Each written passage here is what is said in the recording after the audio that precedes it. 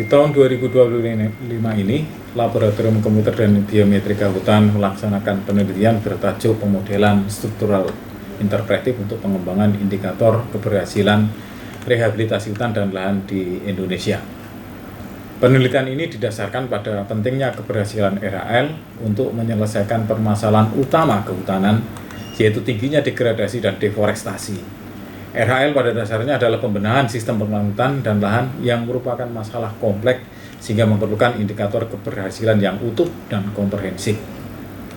Berdasarkan rasionalitas ini, tujuan penelitian ini adalah mengembangkan penilaian keberhasilan kegiatan RHL secara utuh, yaitu merepresentasikan keseluruhan dinamika subsistem dalam bangun sistem RHL, dan komprehensif, yaitu diprioritaskan pada indikator yang kritis untuk sistem penilaian yang efisien dan efektif. Merujuk pada tujuan, metode yang diterapkan adalah pemodelan struktural interpretif yang merupakan teknik pemodelan sistem kompleks dengan membagi struktur indikator yang saling berhubungan.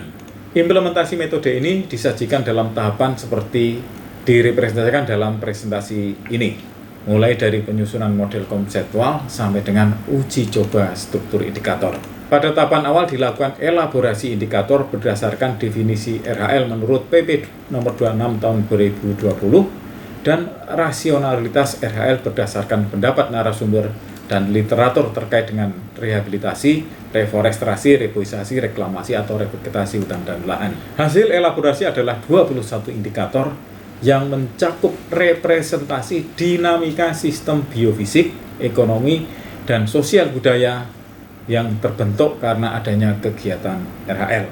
Ke-21 indikator ini diperkirakan tidak terpisah dan saling berinterelasi dan dapat menimbulkan permasalahan yang berkaitan dengan konsistensi dan akurasi hasil penilaian. Hasil analisis dengan pemodelan struktural interpretif menghasilkan nilai driving power dan dependensi antar indikator yang dapat diklasifikasikan dalam autonomous, dependent, linkage, dan independence. Secara sistemik, keterkaitan antar indikator menghasilkan struktur sistemik seperti yang disajikan oleh diagram ini. Berdasarkan pola keterkaitan ini, diperoleh gambaran bahwa 21 indikator ini pada dasarnya dapat direpresentasikan oleh 4 indikator pada kuadran linkage dengan driver power yang sangat tinggi, yaitu dinamika struktur tegaan yang merupakan perubahan struktur tegaan karena kegiatan RHL, peningkatan pengetahuan dan keterampilan untuk pengelolaan hutan dan lahan berkelanjutan, intensitas gangguan terhadap tanaman RHL, dan penguatan kelembagaan.